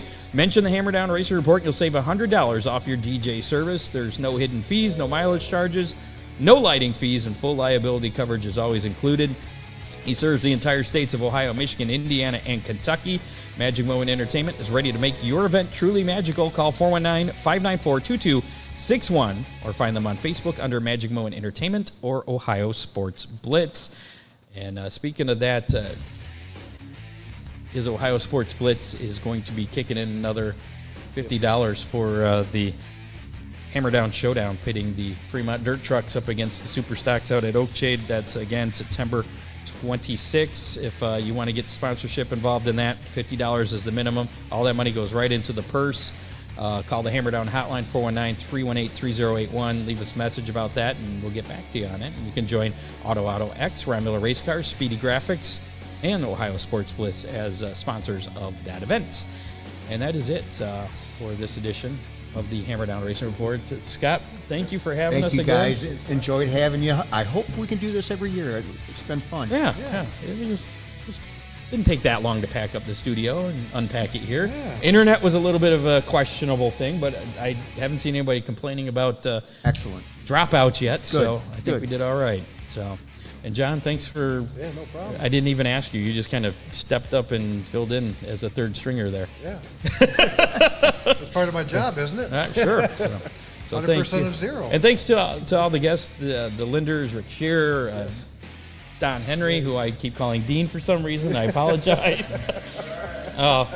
Thanks to all those folks that you brought out here and we got to talk to. So Great stories by Fred and Jim Linder, just amazing. Those two together, they're fun. That was They definitely play off of each other. So cool. We'll see you next Thursday at 7. That's a wrap on show number 433 of the Hammer Down Racing Report. You have been listening to the Hammer Down Racing Report, available on demand on iTunes, Google Podcasts, Spotify, or your favorite podcasting platform.